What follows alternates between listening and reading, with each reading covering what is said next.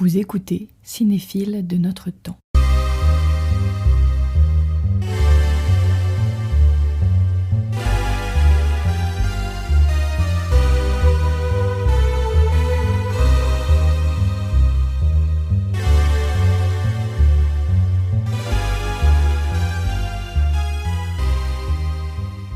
L'animation, de très loin, est la meilleure façon de donner vie aux choses inanimées. Les jeux d'enfants fonctionnent avec la même magie. Ce genre de magie est pile le point de rencontre entre l'enfance et l'animation. Et c'est Jens Bankmeijer qui a dit ça, au site Electric Sheep Magazine. Et je sais pas, est-ce que tu as envie de réagir à cette citation pour commencer ? Et ben, je trouve qu'elle est très juste. Il y a un vrai... Dans l'animation, il y a une vraie notion de jeu, en fait. Moi, je trouve qu'il y a quelque chose qui est relié avec l'enfance. On en a d'ailleurs... on en reparlera, je pense, mais... Oui, ton questionnaire. Ouais, voilà. et je trouve que c'est un bon moyen aussi pour moi, en tout cas, de mon point de vue, d'explorer les territoires de l'enfance, justement, par ce biais-là. Et elle est très bien, cette citation. Elle me plaît beaucoup. Bon, ça va être la première fois, je crois, que la réaction est aussi rapide pour la citation, donc je te présente juste après. Donc, on a essayé de faire un truc un peu à la hauteur de tes films pour te présenter. Donc, souvent, on voit des êtres qui courent à travers des lignes d'arbres, des maisons qui tournoient et qui tombent, des yeux qui dévorent l'écran et un fond noir où on voit s'animer des couleurs et des formes, un humour un peu grinçant et surtout une musique qui semble sortir des images, si ce n'est l'inverse. C'est souvent ce qu'on peut retenir de tes courts-métrages d'animation, et notamment de ton premier, Je suis la ligne, qui a été fait pour le Nikon Festival en 2012, et surtout dans ton court-métrage de fin d'études, Je suis Liane, histoire de Corbeau, que tu as fait donc, aux Arts décoratifs de Paris, et enfin dans ton dernier court-métrage, L'heure de l'ours, qui a été sélectionné au Festival de Cannes l'année dernière et qui est actuellement visible sur Arte, si vous voulez aller le voir. Donc lorsqu'on regarde ton travail, on a l'impression d'être saisi par des ressentis, des émotions parfois très violentes, plus que par des histoires. L'univers est toujours très onirique et nous rapproche des éclats de l'enfance. Un univers donc on pourra apprécier tout au long de ce portrait cinéphilique que nous allons faire ensemble. Et nous sommes très heureux de t'accueillir, Agnès Fatron, et on te remercie encore d'avoir accepté l'invitation. Merci à vous de m'avoir invitée. Et est-ce que je peux corriger deux petites erreurs ? C'est pas grave du tout, hein, mais en fait, mon film de fin d'études, ça s'appelait La Veuve Caillou. Ah, c'est pas Choulienne. Et c'est pas Choulienne, mais c'est pas grave. Et c'est amusant, du coup, parce que Choulienne et Je suis la ligne pour le festival Nikon, on l'a fait avec une co-réalisatrice qui s'appelle Cerise Lopez, qui est une amie des Arts Déco à moi. Et en fait, chacune a fait son film de fin d'études, seule, aux Arts Déco. Donc moi, j'ai fait La Veuve Caillou. Et elle a fait un film qui s'appelait Les Aimants. Et en préparant de Choulienne, il y avait le Nikon Festival juste avant. On s'est dit, on va voir comment ça marche ensemble. On teste, on fait un petit truc vite fait. Et donc, on avait fait ce film-là, Je suis la ligne. Et ensuite, on a été produite par Iki Film pour Chouliane, histoire de Corbeau. Ah, donc, c'est J'ai fait plein d'erreurs, mais il n'y a aucun souci, c'est bien, je suis là pour les corriger. Et donc, désolée de faire la vieille prof, mais voilà, du coup, je fais ces deux petites corrections. Voilà.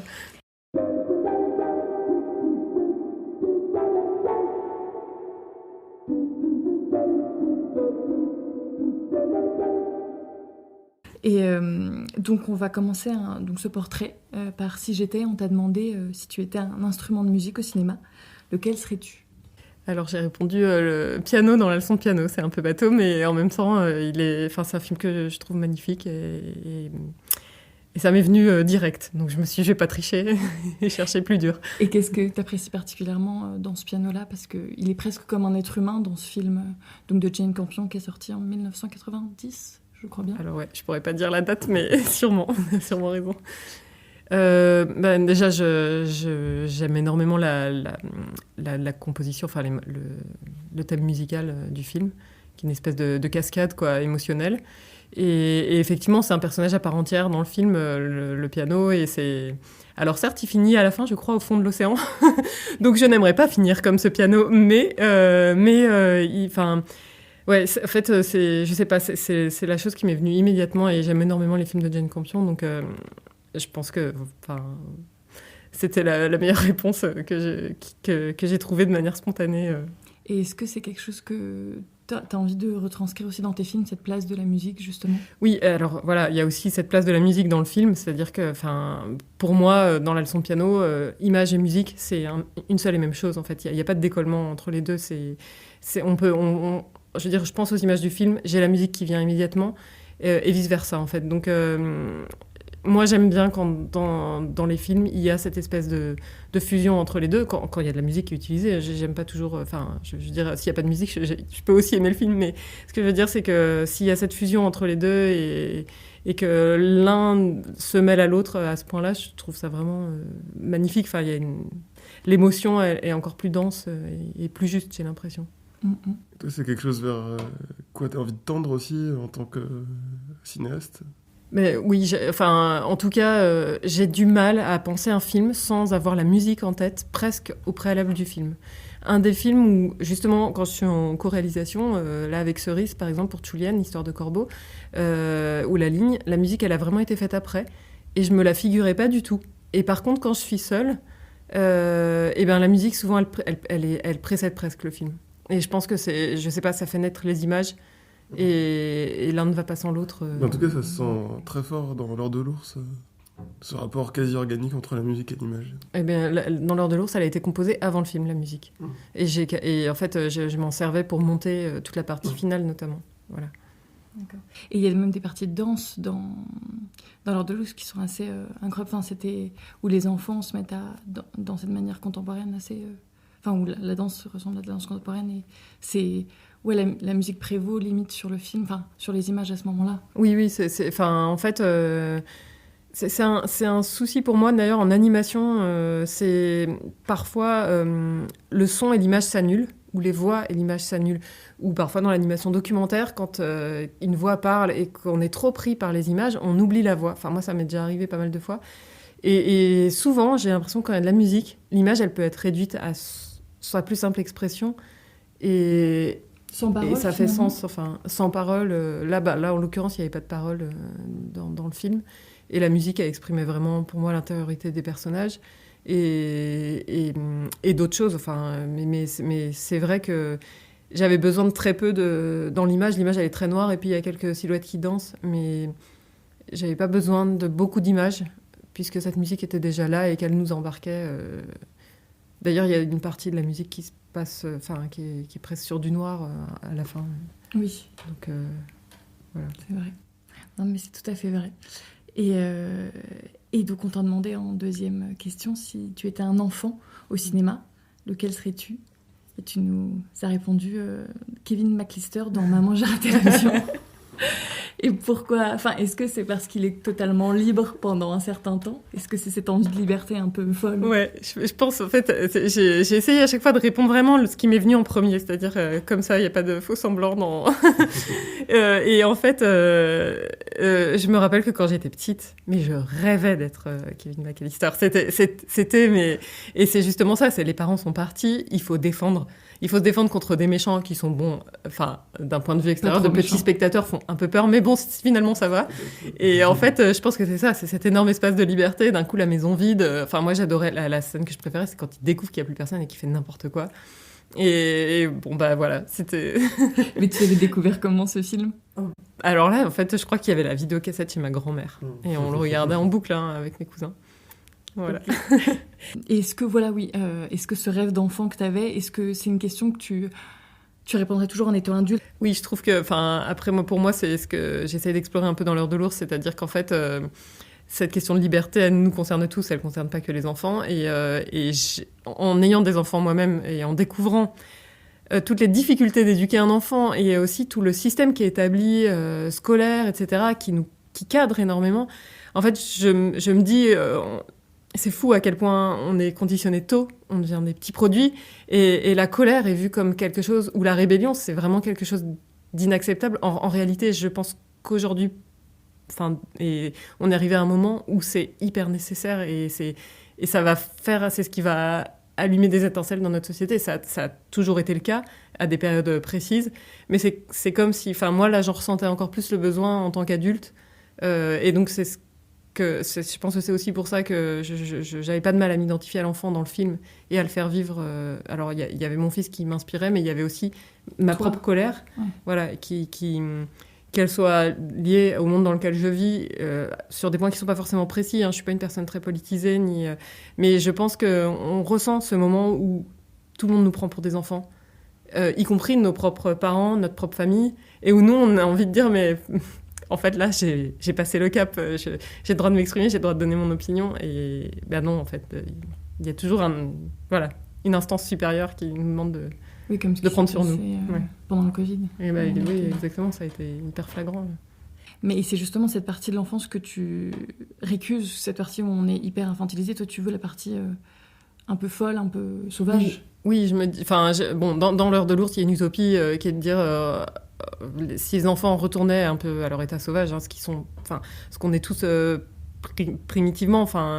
on le voit bien quand un enfant grandit. En fait, c'est fou. Moi, je vois grandir mon petit garçon. Là, maintenant, il a 5 ans et demi. Il s'est lissé au contact de cette société, et de nous tous. Et nous, les premiers, les adultes, parce qu'en fait, on ne pourrait pas gérer un an... ou alors, il faudrait qu'on aille vivre autrement et ailleurs. Et c'est vrai qu'il y a cette utopie dans le film de se dire, ils partaient tous à dos d'ours et vivent dans la forêt, tranquille tout seul. Je m'interroge vachement sur ça en ce moment, à travers ce film-là et probablement à travers d'autres projets qui viendront sur la notion aussi d'enfants, pas d'enfants sauvages au sens où on l'a un peu établi de manière romantique là, à une époque, mais plus dans les enfants en micro-société livrés à eux-mêmes. Il y a un documentaire qui s'appelle Récréation, de Claire Simon, qui est hyper bien. Il y a Braguino aussi, de Clément Cogitor, que je trouve magnifique comme film, et qui sont, pour moi, par exemple, des documents presque sociologiques sur qu'est-ce que l'enfance, et l'enfance hors des adultes, en fait. Et ce qui est drôle, c'est qu'en plus, elle se fait pas du tout sans insouciance, je trouve. C'est ça. C'est très contraire à l'image qu'on nous donne. C'est des idées qu'on peut avoir. Exactement. De ce que nous donne la publicité, le discours ou même ce qu'on découvre en devenant parents, qu'un enfant n'est pas du tout une petite mallette de douceur. C'est une innocence qui est un peu construite, ça. Ou fantasmée même, complètement. Mais sinon, c'est beaucoup plus rêche, beaucoup plus... Moi, c'est mon point de vue de l'enfance, c'est que c'est quelque chose qui n'est pas du tout idéalisable au sens où nous, adultes, on le fait sûrement par nostalgie, et qu'on a retenu juste peut-être le fait qu'on n'avait rien sur les épaules. Pour certains, ça dépend des enfants, mais voilà. Et je pense qu'en vrai, l'enfance est beaucoup plus âpre que ça. Non, mais je suis très d'accord. Et pour la troisième question, on te demandait quelque chose comme un vent, une tempête, quelque chose d'invisible mais de représentable, notamment dans le cinéma d'animation, que tu serais au cinéma. Et moi, je disais les vents un peu magiques qu'il y a dans les films d'Igor Kovalyov. Alors, Igor Kovalyov, c'est amusant parce que c'est aussi le créateur des Razmoket. Donc, il fait le grand écart, en fait. Donc, dans ses courts-métrages, c'est des courts-métrages très... je pense d'auteur, entre guillemets, je sais pas vraiment comment on définirait ça. Mais donc, les personnages, de temps en temps, se gonflent comme ça, très lentement, ou ont les vêtements qui... C'est valable aussi dans les films de Miyazaki, d'ailleurs. Mais voilà, j'ai pensé à ça. Et pourquoi ça t'a marqué ? Qu'est-ce qu'ils sont significatifs ? Pourquoi ? J'ai l'impression que souvent, c'est des expressions aussi de personnalité, d'émotion. C'est ce que permet l'animation et qui n'est pas forcément permise dans ce cas précis par le cinéma. C'est-à-dire qu'en fait, de déformer un personnage ou son enveloppe, c'est pas difficile quand on dessine sur du papier. Ça l'est plus si on fait appel aux effets spéciaux sûrement si c'est du cinéma. Et je trouve que ça exprime de manière visuelle quelque chose d'intérieur. Et t'as une image en tête dans un des films de Kovalyov ? Je crois que c'est... mais alors, j'ai plus le... Quel est le film ? Alors, il y a Sa femme poule, ça s'appelle Hen His Wife, notamment, où il y a des c'est un de ses premiers, où là, il utilise vachement ces transformations-là. Mais il y en a un autre qui est assez beau, mais dont j'ai oublié le nom, et où il y a un monsieur qui vient visiter une femme, comme ça, dans une maison... Alors, c'est ça, il y a un truc avec un oiseau. et voilà, c'est bien. Bravo. Et celui-là, il y a ça, justement. Et ça, j'aime beaucoup parce que c'est un peu quand le personnage est en alerte, où il y a de souvenirs. Je ne l'ai pas re-regardé, moi, pour le coup. Je n'ai pas fait mes révisions. Mais en plus, j'ai l'impression que déjà, c'est quelque chose qu'on retrouve dans l'heure de l'ours, où j'avais vraiment l'image où, par exemple, quand à un moment, le père s'énerve, il se retourne et la mère prend un espèce de vent qui passe du père à la mère. Et il lui dégonfle et elle a les cheveux qui... Ouais. Bah, c'était un peu pour le père que moi j'appelle le cow-boy parce que je le vois pas comme un père mais comme un visiteur. Mais ce que j'aime bien, c'est que chacun projette l'image qu'il veut sur lui. Et en fait, il fallait trouver un truc un peu qui décolle d'une anime réaliste. Et c'était Cerise, donc ma coréale sur Julienne, qui a aussi travaillé sur l'heure de l'ours, mais plus à la couleur, au traçage de la peinture, mais avec qui j'ai toujours des discussions, enfin d'ailleurs plusieurs personnes comme ça de ma promo des Arts Déco ou même d'autres promos.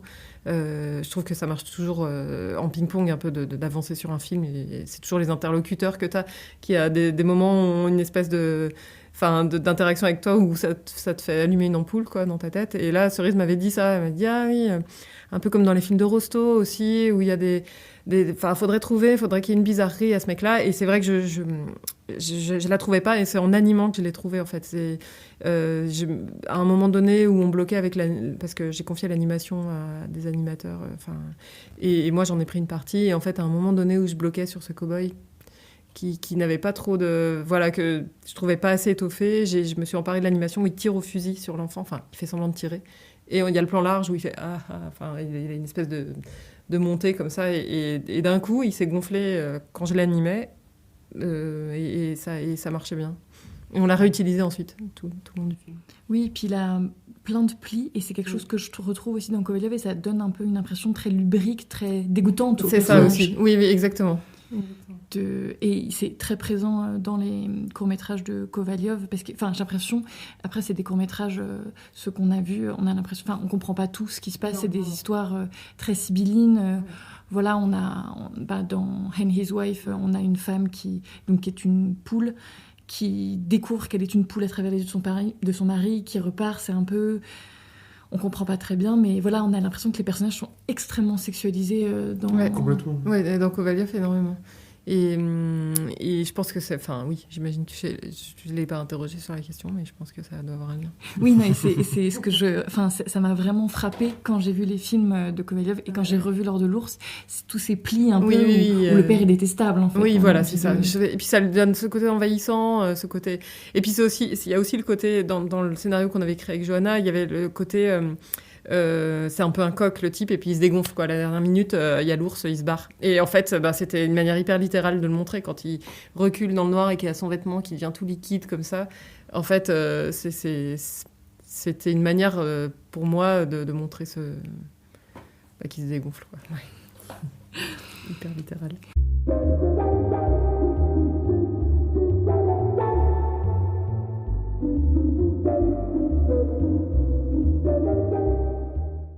Alors, on va peut-être passer à la deuxième grande partie du questionnaire, qui concerne les circonstances et conditions de visionnage. Ouais.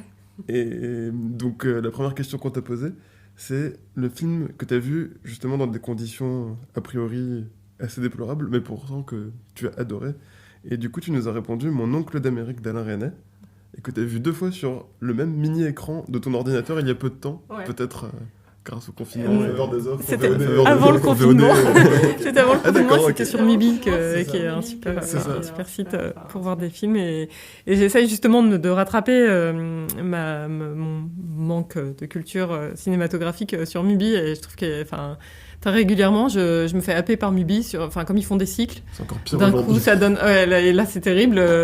C'est bon. Ouais, exactement. Là, c'est vraiment... c'est devenu extrême. Mais bon, comme je suis occupée à pas mal d'autres choses, c'est vrai que j'ai moins le temps de regarder Mubi. Mais donc, je l'ai vu sur Mubi, et il m'a... je sais pas. J'ai eu besoin de le voir 2 fois, et c'était des conditions vraiment... Là, en fait, je me suis dit, quelles sont les pires conditions, à part regarder sur l'écran de mon téléphone en fait, ce qui m'arrive parfois, mais ce que j'aime pas trop faire, c'est en gros, quand même sur un petit ordi, où la deuxième fois, j'ai mis une petite enceinte Bose pour entendre mieux le son. Mais en vrai, je l'ai écouté même pas avec casque, quoi. Donc c'était vraiment ignoble comme condition de projection. Mais je l'ai adoré. Et malgré tout, le film t'a suffisamment accroché, justement. Ah, complètement. Mais qu'est-ce qui t'a suffisamment happé, en fait, malgré ces conditions, du coup, pour... Alors, je sais pas, je pense que le montage étant extrêmement fort, au final, c'est vrai que, par exemple, regardez, je pense à un film de Tarkovsky, ou sur un petit écran d'ordi, Enfin, sûrement qu'on s'y retrouve, mais moi, c'est des films que j'ai toujours vus en salle, pour le coup. Là, je dis pas du tout, j'amoindris pas du tout les qualités d'image du film d'Alain Resnais, c'est pas du tout le propos, mais en fait, je crois que ce qui m'a happé là, sur ce film-là précisément, et qui a suffi, à me contenter aussi en le regardant dans des qualités pas terribles, dans des conditions pas terribles plutôt, c'est toutes ces trouvailles de montage qui sont géniales entre l'aller-retour avec des films classiques et qui expriment justement l'intériorité des personnages.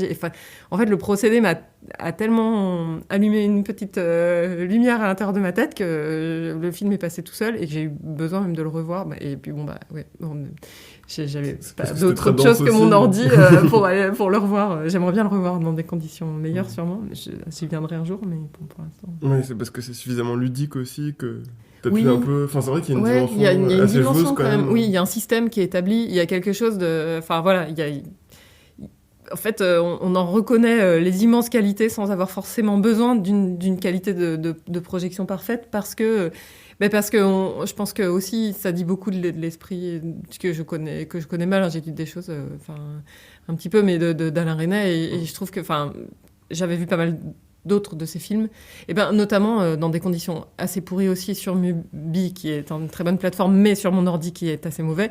J'avais vu l'année dernière à Marienbad. C'est ça le titre ? Beaucoup plus difficile à voir. Il m'a fallu... En fait, je ne l'ai pas vu 2 fois, hein, je l'ai vu en 2 fois, parce que en fait, je tombais d'épuisement devant, parce qu'en réalité, je pense que là, pour le coup... Il y a quelque chose en lien avec le sommeil, en plus, dans le film. En plus, donc c'est en un réalité... peu somnambulique. Ouais, c'est ça.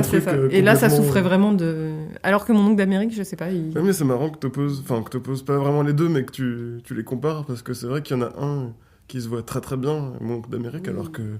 L'année dernière à Marienbad, si on n'est pas dans les conditions les plus adéquates, je pense que très c'est difficile à dur. voir, Alors après, j'avais l'envie de le voir jusqu'au bout et c'est ce qui m'a poussé à le regarder, à réallumer mon ordi et à le regarder le soir suivant. Mais en fait, c'est épuisant en fait comme film aussi. Je pense que c'était son but aussi. Il y a un truc lancinant, hyper répétitif et tout. Donc c'est vrai que peut-être que dans une salle de cinéma, je me serais rendu compte. Alors que c'est vrai que Mon oncle d'Amérique, comme d'autres de ses films d'ailleurs, il y a plus quelque chose de l'ordre du fragment aussi, des petites choses. Il était très fan de BD en plus à la Resnais, donc... du coup, il y a ça aussi. Ça peut se feuilleter, ça peut se regarder, Exactement. ça peut se picorer un petit peu aussi, peut-être. Il y a une notion de découpage, je sais pas, qui fait que ton cerveau est en alerte du début à la fin du film, quoi. C'est ça. Et juste pour rappeler, si tu peux rappeler un tout petit peu l'intrigue, parce que moi j'avais aussi l'impression que, certes c'est très ludique, mais l'intrigue est un peu complexe en soi, et donc justement tu peux être perdu par tous ces niveaux différents de narration. C'est pour ça que j'ai eu envie de le voir 2 fois d'ailleurs, parce que, je saurais pas redire exactement l'intrigue, mais en gros, on suit le parcours de 3 personnages, me semble-t-il, qui à la fin se rejoignent, puisqu'il y a une histoire à la fin de reconversion professionnelle, dans la cuisine pour un des personnages. Et en fait, c'est un peu d'ailleurs souvent comme ça là dans les films d'Alain Resnais, ou un peu choral. Pas tous, hein, mais là c'est un peu le côté choral avec 3 personnages. Et il y a 3 intrigues en fait où on revient sur l'enfance à chaque fois des personnages, un côté un peu déterministe. Et puis il y a Jean Laborie, c'est ça qui justement expose sa thèse. Qui est assez belle aussi sur les études sur le cerveau des souris, etc., les conditionnements et tout ça. Je pense que le propos aussi était... c'est de l'ordre de quelque chose qui t'attrape aussi, qui pourrait être une lecture au final. Donc, voilà. Ça a fait que les conditions de visionnage n'ont pas trop porté préjudice au film. Et du coup, on va continuer à parler de conditions, parce que on s'était dit que toi, en tant que cinéaste, surtout cinéaste d'animation, c'était important pour toi les supports, la façon de faire le film. Et on s'est demandé si en tant que spectatrice, t'étais aussi attachée à certaines conditions, que ce soit celle de la salle, celle de la pellicule, ou si, au contraire, ça t'importait peu, en fait. Ouais, c'est ça. Et moi, je dirais qu'en soi, ça m'importe peu, puisque, j'arrive à me contenter, à avoir Enfin, il y a des films qui me marquent et que j'ai vu. Enfin, c'est pas le premier, Mon oncle d'Amérique, que je regarde sur mon petit écran pourri d'ordinateur. Hein. Donc, en fait, j'ai l'impression aussi qu'il y a des films comme ça qui ont une telle force qu'on peut les regarder un peu n'importe où, n'importe comment. Ça rend pas plus faible des films où il faut des bonnes conditions de projection, mais il y a quelque chose qui résonne en soi. Enfin, c'est propre à chacun. Et après, moi, je suis pas une super tatillon des conditions de projection. Ceci dit, c'est vrai que quand j'étais aux Arts Déco et qu'on allait... que mes amis cinéphiles plutôt m'emmenaient dans les salles comme La Clé, les Grandes Actions, etc. J'ai des souvenirs mais de projections en pellicule, par exemple, magnifiques, de Blow Up notamment. Là, le titre suffit à dire mon émotion, quoi. Et donc, je dirais que je reconnais totalement que les meilleures conditions de projection sont fantastiques. Et après, quand il s'agit de projeter son propre film, c'est très différent aussi. On se rend compte que les meilleures conditions de projection, c'est là qu'on profite le mieux du film. Enfin, moi, en tant que réalisatrice, et je pense la salle aussi. Donc, maintenant, j'essaie de rendre justice aux films que j'ai vraiment hyper envie de voir, que ce soit des sorties ou des films anciens, d'essayer de les voir dans des bonnes conditions. Après, c'est pas toujours possible. Mais... justement, tu as l'air d'être une spectatrice assez enthousiaste, justement, quel que soit le support. Ouais, mais est-ce que pour toi, il y a quand même, comme tu parlais de l'année dernière à Marienbad, que tu as eu vraiment du mal à voir sur ton écran, alors que Mon oncle d'Amérique, c'était beaucoup plus facile. Est-ce que quand même, d'après toi, il y a des films qui sont mieux en salle, alors que d'autres se prêtent complètement à un visionnage dans n'importe quelle condition? Est-ce que tu fais un peu la différence en fonction des films ou pas du tout? J'ai l'impression, moi, que les films qui se passent dans des grands espaces, notamment, si je les vois en salle, mais c'est magnifique, quoi. Et je pense aux Moissons du ciel que j'ai vu par ici. Je pense que c'était pas La Clé, mais et en fait, de le voir sur un écran d'ordi, je suis pas sûre que j'aurais la même émotion. C'est évident. Mais c'est peut-être vrai, c'est très certainement vrai pour Mon oncle d'Amérique. Je pense que comme il y avait le côté documentaire, sociologique, etc., ça se prête quand même. Ça se prête, mais c'est vrai que, de voir Et donc moi je dirais que en tout cas par exemple, je crois pas que j'ai vu la leçon de piano en salle. Et je pense que là par exemple, mais j'y cours, quoi. Si demain il y a une projection de la leçon de piano en salle. Et par contre j'avais vu Bright Star en salle et oui, déjà il y a l'ambiance de la salle, ça c'est un peu irremplaçable, c'est quand même magique d'aller au cinéma. Je crois pas qu'il y ait d'autres plaisirs aussi complets, quoi. Et donc voilà, j'ai l'impression que les films où il y a de l'espace, j'aime bien les voir en salle. C'est très personnel. Et puis il y a pas que ça. Ça peut être un exemple. Oui, parce que j'avais l'impression de la manière dont tu en parlais, et puis des projections que tu as fait quand tu étais à l'ENSAD, etc., que c'était encore plus les souvenirs de la projection qui te marquaient, alors que quand tu regardais le film sur petit écran, tu le regardais pour le film, donc c'était la narration et ce qui s'y passait qui te marque le plus, pas la manière dont tu le vois ou ce qui va se passer durant la projection. Je trouve qu'il y a une espèce d'attente et d'excitation dans le fait d'arriver dans une salle et de se dire qu'est-ce qui va m'attendre, en fait. Est-ce que je vais être déçue? Est-ce que je vais... qu'il n'y a pas quand tu ouvres ton écran d'ordi et que tu regardes un film dans ton lit. Mais ça, c'est très personnel, hein. Peut-être que ça ne concerne que moi. Mais c'est vrai que la salle, il y a quelque chose de... je sais pas, il y a une excitation... une attente, alors pas pour tout, mais... Et est-ce que tu as le souvenir d'une séance de cinéma qui t'a plus marqué par ce qui s'est passé à l'intérieur de la salle que par ce qui se passait à l'écran? Attention, je vais faire une énorme référence cinéphilique. Mais franchement, moi, des séances géniales que j'ai faites, c'est des séances de Harry Potter ou du Seigneur des Anneaux. Parce que en fait, c'est des salles de fans. Oui, et vrai. C'est génial. Il y a une espèce de folie qui s'empare des gens. J'avais vu Harry Potter 4 en salle. La Coupe de Feu. Et en fait, au moment où arrive Cédric Diggory, la salle a hurlé. et c'était hyper drôle. C'était, je sais pas, il y a une de communion, de fanatitude. De fanatitude qui est très drôle. Après, dans des choses moins...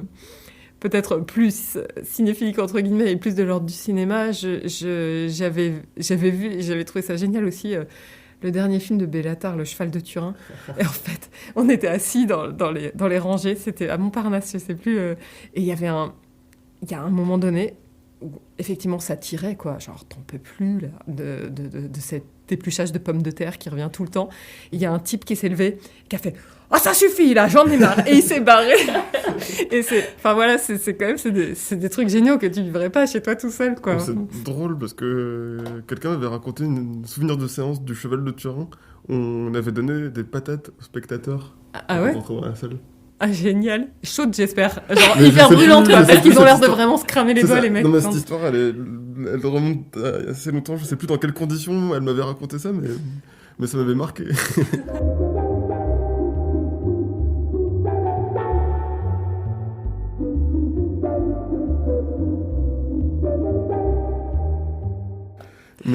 Mais ça donne une super transition parce que notre prochaine question... C'est dans la catégorie mémoire et sommeil. Oui, et on te demandait s'il y a un film pour toi qui ressemble à un rêve, et tu nous as parlé de Bellatar. Des harmonies Werkmeister. Ouais. C'est pareil, c'est celui qui m'est venu le plus comme un espèce de rêve. Enfin, moi, je me rappelle. D'ailleurs, je l'ai pas vu en salle, mais je l'ai vu projeté. Enfin, j'ai un petit vidéoprojecteur, je crois. Je l'avais regardé chez quelqu'un qui avait un vidéoprojecteur. En tout cas, je me rappelle pas d'une petite lucarne, mais d'une grande.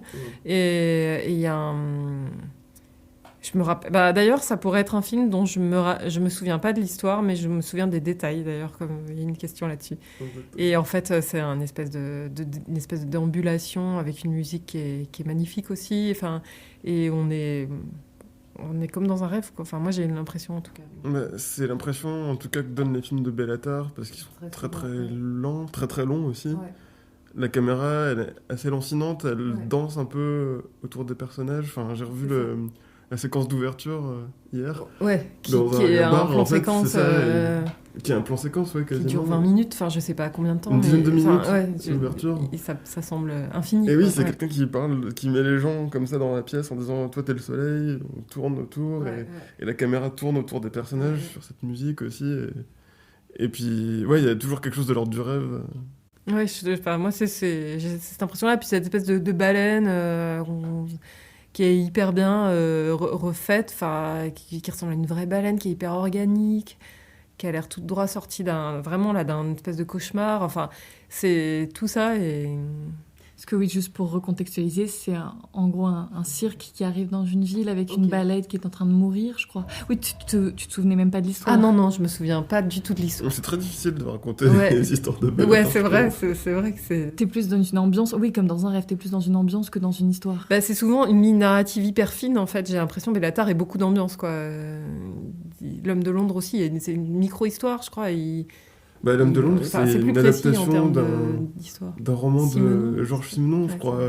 Donc quelque chose de très, très franco-français, quand même, à la base, une espèce de roman de guerre, de polar, quoi. Et il en fait un truc, moi aussi, je l'ai vu, et je pourrais plus me raconter l'histoire de celui-là. Je l'ai vu il y a 2 ans, pourtant. Et ça s'étire, en fait. Il étire tout, et du coup, t'en perds totalement t'as plus d'intérêt, forcément, pour la narration, ce qui est très bien, et t'es juste dans le film... Et est-ce qu'il y a des moments où tu as eu envie de te réveiller, enfin de sortir de là, ou t'es vraiment un truc où tu plonges et... Ah non, je crois que je suis plongée, je suis ressortie à la fin en me disant mais en fait, limite, laissez-moi dedans, quoi. Enfin, tellement... Ouais, il y a une... Oui, t'es ailleurs, quoi. Et justement, notre prochaine question, c'était autour des détails, s'il y avait un film dont tu te souvenais, dont tu as oublié l'histoire, mais dont tu te souvenais des détails. Donc si on reprend sur Bellatar, est-ce qu'il y a certains petits détails qui t'ont marqué? La baleine, justement. Voilà. Et j'aurais pas pu la raccrocher à un cirque ou à un quelconque récit. Je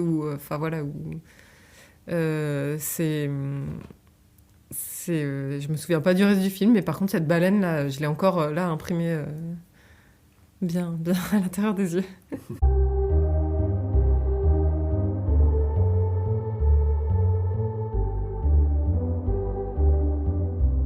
Bon, on va changer de registre complètement. Ce on t'a demandé pour donc une carte blanche où tu nous racontes une scène de cinéma.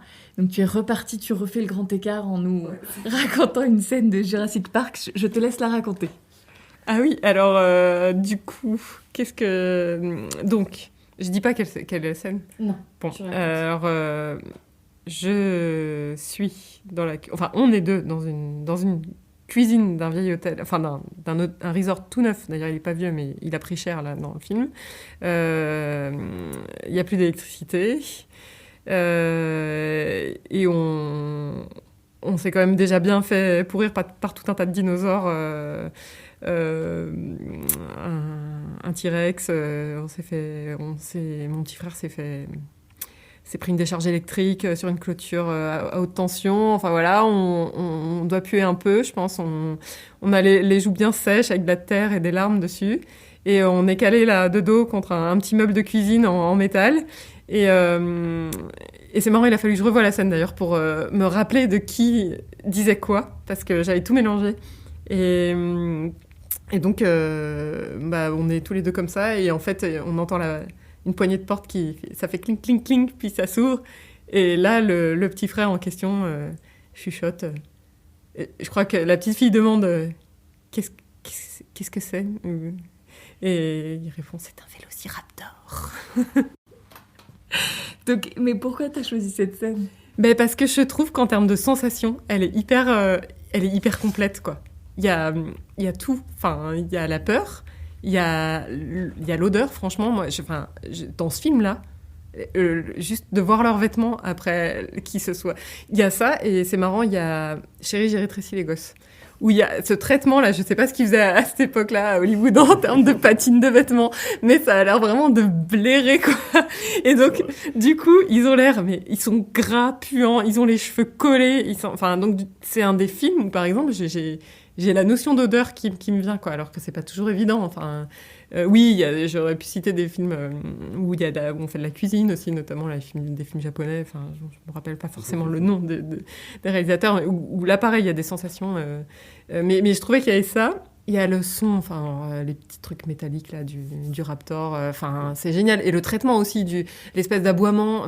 Les sons qui sont mélangés pour arriver à faire un cri qui nous fait froid dans le dos, alors que si tu dissocies les pistes, sûrement que c'est des trucs assez cons. Et puis, il y a la peur qui monte. Voilà, pour moi, c'est pareil. Hein, j'ai vraiment, à chaque fois, essayé de chercher le moins possible et de donner le plus honnêtement les choses qui me venaient à l'esprit. Et bon, peut-être parce que je l'ai revu il n'y a pas très longtemps aussi, Jurassic Park. Mais ça m'a... Je trouve qu'il y a tout dans cette scène. Et puis après, comme ils arrivent à s'en sortir et tout. C'est assez génial. On n'est vraiment que dans la sensation. À ce moment-là, on oublie quasiment de réfléchir, quoi. On est en apnée. C'est la force du cinéma de Spielberg aussi. Elle a quand même une utilité scénaristique, mais on l'oublie quasiment, en fait. Oui. Elle s'isole, elle est très primitive, ouais. C'est ça. C'est la survie, quoi. C'est vraiment... Elle tient toute seule, cette scène, en fait. C'est impressionnant. Ouais. C'est ce que je trouve, après. Mais moi, ce que je trouvais marrant, c'est que je trouve que quand même, durant tout le film, on est quand même assez stressé et assez angoissé pendant tout le film, globalement. Oui, ça c'est sûr. Il y a peu de moments de relâche. Ouais. Mais donc, t'aurais pu choisir pléthore de scènes assez angoissantes dans le même genre. Mais dans cette scène-là, il n'y a que les deux enfants. Donc, je trouvais ça assez marrant par rapport à tout ce qu'on parle de l'enfance, de l'oneirisme, etc. C'est la seule scène où les deux enfants sont seuls et ils n'ont pas d'adultes pour les sauver. Et ils se débrouillent encore mieux que s'ils avaient été avec des adultes. Je pense que c'est aussi ça qui m'a toujours accroché dans cette scène, c'est qu'ils sont tout seuls, quoi. Et puis en plus, ils sont hyper malins. Et ils sont dans l'instinct, ils réfléchissent pas. C'est pas comme après quand le petit gamin il va faire le geek là pour aider à je sais plus quoi, je sais plus ce qu'il fait, il fait du code à un moment ou quoi. Ils sont pas dans la pensée, quoi. Ils sont dans l'action immédiate et dans... Alors évidemment, c'est scénarisé. Hein. Je suis pas sûre que deux gamins face à ce genre de bestioles s'en sortent aussi bien que ces deux-là, mais c'est voilà, il y a pas de, ils établissent pas un plan, ça part direct. Ils ont pas d'autre choix que d'essayer de survivre. Mais il y a le pendant de cette scène-là avec la nana qui va remettre l'électricité, c'est un peu pareil. C'est vraiment être dans une espèce de truc. Et ça emmène... ce que je trouve réussi, du coup, c'est que ça pourrait être foiré. On pourrait, en tant que spectateur, ne pas du tout être dans l'instinct, ne pas être tendu. Il y a peut-être certains spectateurs sur qui ça marche pas, mais moi, ça marche super bien. D'un coup, j'oublie tout, quoi.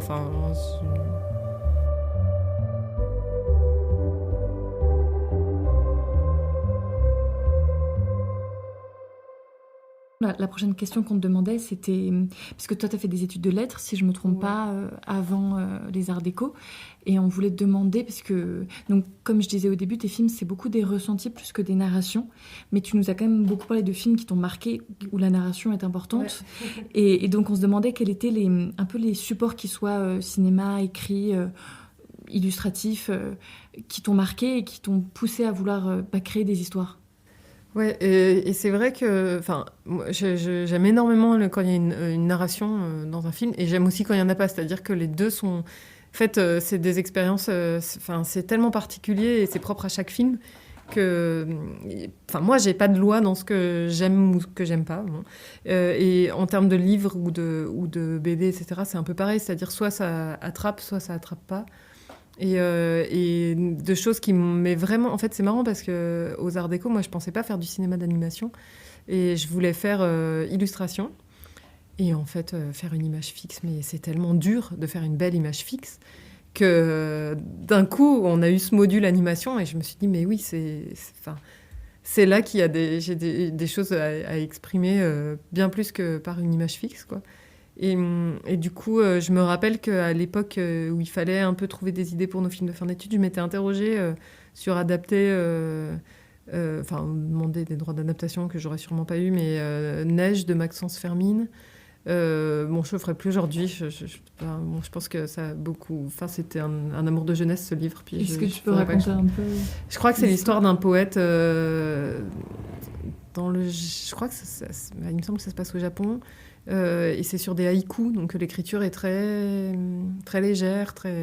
C'est pareil, j'ai plus des souvenirs de l'écriture du livre qui est très belle que de l'histoire en elle-même. Je crois qu'il y a une histoire d'amour, et c'est un poète qui part auprès d'un maître apprendre à faire des haïkus, il me semble. Et après, il y a un livre que j'aimerais vraiment adapter un jour, mais ce jour viendra peut-être. C'est Nive, Sur la trace de Nive, d'Eri De Luca. C'est un livre d'entretien entre Eri De Luca, qui est un auteur italien, qui a un profil très intéressant, très politisé, extrêmement cultivé, qui s'est intéressé à l'hébreu ancien, enfin. Et donc entre cet auteur-là et une alpiniste qui s'appelle Nive Meroy, qui est la première femme, enfin non pas la première femme justement, qui aurait pu être la première femme à faire tous les 14 8000 de la planète sans oxygène. C'est-à-dire les 14 il y a 14 sommets pardon, de 8000 mètres ou de plus sur la planète. Et cette femme-là les a tous faits. Pas pour l'exploit, elle s'en fout un peu, mais parce qu'elle aime la montagne et qu'elle aime cette sensation d'être au-dessus de tes limites. Et donc les entretiens sont passionnants, et je trouve qu'il y a tout un tas de sensations qui justement se prêteraient vraiment à l'animation et à faire quelque chose où justement il y ait de la narration et de la contemplation. Enfin voilà. Il y a ça, et puis j'en avais cité 2 autres, mais après on n'est pas obligé, parce que ça c'était... Les autres c'est plus des livres que j'ai vraiment aimés, qui m'ont donné des images. Mais j'ai 2 questions pour toi, parce que la première c'est pourquoi c'est si difficile de faire une image fixe dont tu parlais au départ, et la seconde c'est pourquoi tu as choisi des romans comme vecteur d'histoire, enfin qui t'inspirent, parce que là tu racontais, tu dis ça me donne des images. Est-ce que c'est pour ça? Est-ce que lire des romans ça te donne plus d'images et d'envie de créer des histoires que de voir un film? Ah oui, j'aurais pu donner des films aussi qui m'ont donné envie de faire Enfin, il y a eu plein de films d'anime que j'ai découverts en section animation aux Arts Déco, qui m'ont donné envie de faire des films et qui ont fait vachement évoluer ma vision de comment on fait des films, etc. Je pense que je suis arrivée aux Arts Déco, moi j'étais genre vraiment le degré zéro de la culture de cinéma. Enfin, ce dont j'ai pas honte du tout, parce que je pense qu'il n'y a pas de... Enfin, il n'y a pas de vraie culture ou de fausse culture. En fait, chacun a le bagage qu'il a et les émotions qu'il a, et c'est ça qui est merveilleux. Mais c'est vrai que d'être dans une école, ça a un intérêt dans le sens où tu vas être amené hors de ta zone de confort intellectuel, on va dire, et d'un coup, ça va t'ouvrir des portes. Et donc, bon, après, il y a tous les films d'Atsushi Wada, les films de Kovalyov. Enfin, j'ai plein de choses qui m'ont marqué au cours notamment de mes études. Mais c'est vrai que les livres... je trouve qu'il y a en fait, les images sont pas données. Alors les BD par exemple, j'aurais vachement mal à adapter une BD parce qu'il y a déjà l'univers graphique et j'aurais du mal à m'en défaire en fait. Mais par contre un livre, selon les personnes, si tu lis le même livre, t'as pas les mêmes images, c'est évident. Et même parfois tu ne retiens pas du tout les mêmes points de l'histoire. C'est vrai pour des films aussi d'ailleurs. Mais je trouve que moi quand je lis un livre, d'un coup mon imaginaire il s'éveille. De manière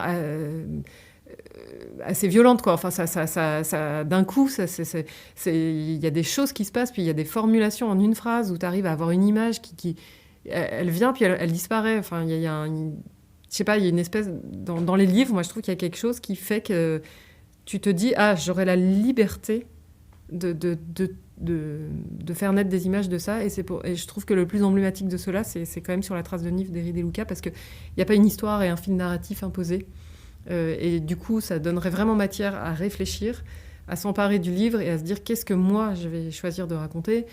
Cette personne-là est encore vivante, donc aussi est-ce que je pourrais aller la voir pour faire des entretiens, qu'est-ce qui pourrait sortir de ça. Et en fait, pour moi, en fait, c'est juste que l'image fixe, je suis pas très bonne. Enfin, je pense moi, j'admire des gens qui font des images fixes qui sont d'une beauté et qui sont un film en soi. Par exemple, je sais pas moi, des personnes, pour citer des gens de ma génération qui étaient aux Arts Déco avec moi et qui maintenant sont plus connus et dont vous connaîtrez peut-être le boulot où c'est facile d'accéder à leur travail. C'est, par exemple, des gens comme Pierre Ceinturier ou Marie Larrivée. Là, je fais de la promo intra-art déco. Il y a bien sûr un milliard d'autres personnes. Hein. C'est pas du tout. C'est juste que c'est les deux noms, par exemple, qui me viennent parce que Marie Larrivée, elle va finir un film là justement que je rêve de voir parce que c'est pour moi l'alliage parfait entre l'image fixe magnifique qui pourrait bouger et le mouvement et pareil les peintures de Pierre Ceinturier. Elles ont cette capacité comme ça un peu du coup pour aller bien au-delà du Hopper ou alors c'est de la peinture figurative, hein, il y a le non figuratif ça marche aussi mais voilà il y a ce côté moi je trouve arriver à faire une image fixe qui fonctionne, qui se tienne, qui est la composition parfaite. On est illustré sonorement. Ouais, voilà, là on a une belle illustration sonore de la... moi j'y arrive pas, je sais pas faire ça. Et et parce que tu parlais, juste pour reprendre une dernière question sur Nif, sur le livre d'Eri De Luca, est-ce que tu as justement une sensation dont tu te souviens du livre et que tu vois très bien en animation, que tu t'es fait ton mini-film dans la tête en lisant ce mot-là ou cette phrase-là ou en ressentant... Ouais, j'avais fait des relevés d'ailleurs de phrases avec ma scénariste Johanna Kravzik, là, avec qui j'ai travaillé sur l'heure de l'ours. Enfin, je dis ma scénariste, elle n'est pas à moi, mais avec la scénariste avec qui j'ai travaillé. Et en fait, il y avait notamment, je n'ai pas forcément la phrase en tête, mais d'ailleurs, elle a une manière de s'exprimer. Alors, c'est retranscrit par Eri De Luca, donc c'est, je pense, encore plus littéraire que ce qu'elle dit.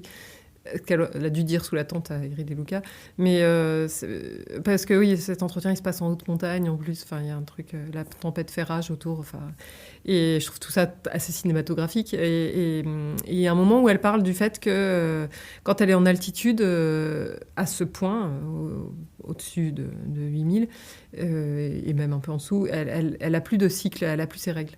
Et en fait, un jour, elle a une énorme fatigue et d'un coup, sous la tente, elle met ses mains entre ses jambes et elle se rend compte qu'elle a du sang sur les mains. Donc, elle a ses règles.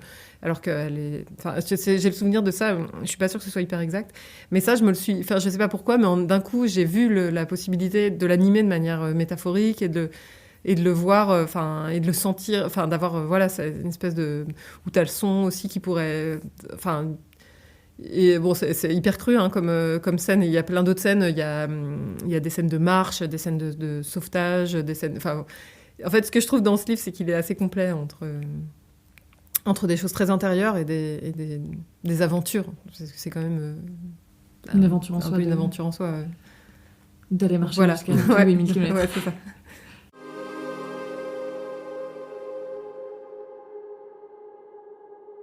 Du coup, sans transition. C'est difficile de passer d'une tente à des festivals. Mais en tant qu'artiste, en fait, on s'est dit que tu semblais quand même beaucoup apprécier le court-métrage. Je crois que tu en as un peu parlé aussi. Et que c'était un format qui était assez libre pour toi. Et justement, on voulait poser une question sur son attachement à ce format court. Et tu nous as cité beaucoup de courts-métrages que tu as découverts en festival. Cette année, du coup, comme j'ai pas mal été en festival. J'ai essayé de tisser quelques liens entre tout ce que tu nous as cité. Bon, il y a des films en prise de vue réelle quand même, mais il y a quand même pas mal de films d'animation. Je pense par exemple à Riviera de Jonas Losing, ou même Mouton, Loup et Tasse de thé de Marion Lacour, ou encore Ce magnifique gâteau de Emma de Suef et Mark James Rolls, qui sont effectivement des films qui ont eu un certain succès en festival. Et moi j'ai l'impression que là, le lien entre tous ceux que j'ai cités, c'est vraiment la vivacité de l'animation avec des techniques très différentes en plus. Enfin, il y a vraiment une scène, même internationale, qui est très... Bah, oui, où l'animation est justement tout sauf la 3D qu'on voit, qui est très belle, hein, de Pixar. Enfin, il y a des choses très visibles, ou des 3D de moins bonne qualité. Il y a des choses très visibles comme ça dans les longs métrages, et des choses plus discrètes, hein, notamment, enfin, plus discrètes, qui ont moins de vues en salle, mais qui ont un bon retentissement critique. Par exemple, J'ai perdu mon corps, qui explore plutôt que exploite, enfin, des techniques d'animation hybrides, ou en fait, ce qui est beau dans l'animation, c'est que il y a 1000 façons d'en faire, donc il y a autant d'univers graphiques qu'il y a d'auteurs. Et même d'ailleurs dans la 3D, enfin, il y a autant si vous prenez David Aurélie, il fait plein de 3D, je sais pas si vous voyez ce réalisateur, mais c'est génial ce qu'il fait, ça vaut le coup d'être vu, ou Rosto, etc. Enfin, en fait, il y a tellement de possibilités, et je trouve que oui, comme tu disais, il y a une vraie vivacité de ça. On espère que ça se perdra pas, je pense pas d'ailleurs.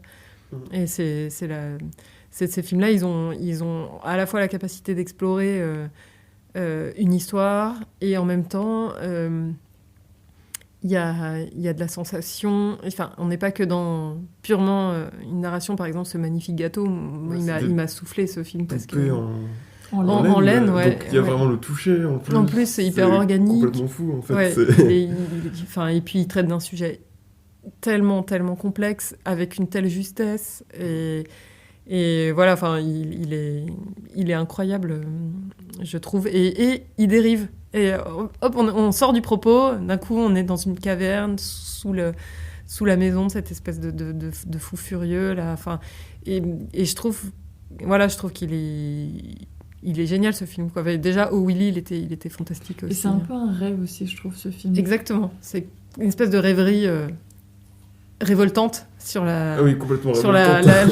colonisation. Oui, ça se passe au Congo belge. Ouais, c'est ça. Et mais c'est ça qui est génial, c'est que le propos n'est pas du tout effacé par la rêverie. Au contraire, il en est renforcé, quoi.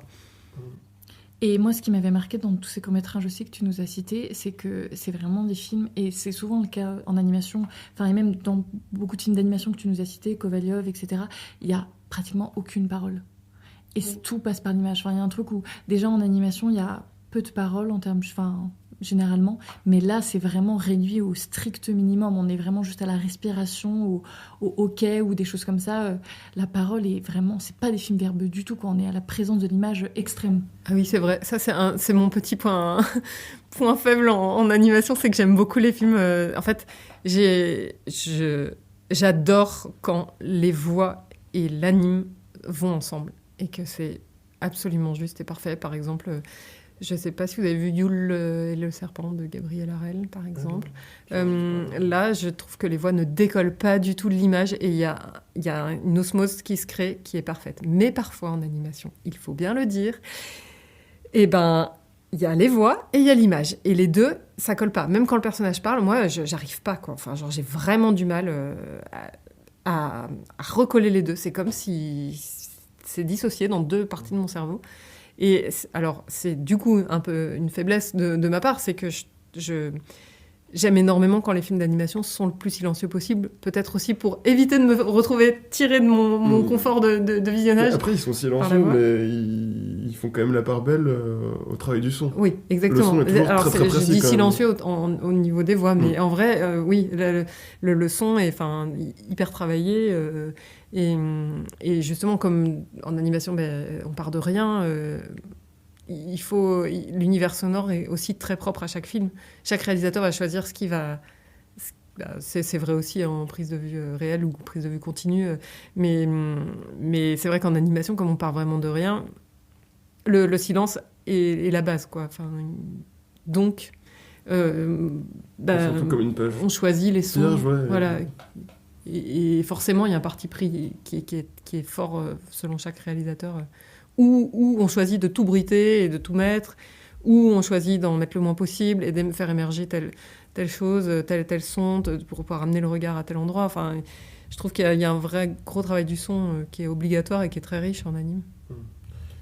Et pour en revenir à tous ces courts-métrages, justement, à cette scène actuelle, est-ce que toi, tu te sens proche de certains cinéastes ou au contraire, tu as l'impression que c'est des gens qui font des choses isolées et très différentes dans leur coin ou... Non, moi j'ai l'impression... Enfin, après, je veux pas dire qu'on est une grande famille de l'animation. Non, mais ce que je veux dire, c'est que je trouve... Enfin, en tout cas, c'est pas compliqué de se rencontrer en festival, que ce soit des festivals d'anime ou festivals de court-métrage, c'est quand même un petit monde. C'est quand même souvent des gens mignons, hein. Voilà, il n'y a pas tellement de... Enfin, en fait, en plus, en animation, moi, j'ai l'impression que comme on travaille dans le noir, dans notre coin, pendant 6 mois, on est hyper content de se retrouver à la fin, quoi. Il y a un effet déconfinement après un film qui est assez obligatoire. Donc, du coup, il y a quand même... Enfin, je sais pas, il y a une facilité d'écoute et de partage de pas mal de choses. Et moi, je me sens pas isolée en tant que réalisatrice, entre guillemets, de films d'animation, vu qu'on en fait genre un tous les 6 ans. La pratique est quand même assez ardue. Mais je trouve qu'au contraire, je me nourris beaucoup de ce que je vois autour de moi et des discussions que je peux avoir avec les autres réalisateurs, alors que ce soit des amis... à qui on se confie vraiment un regard sur le travail ou juste une discussion en festival ou ailleurs.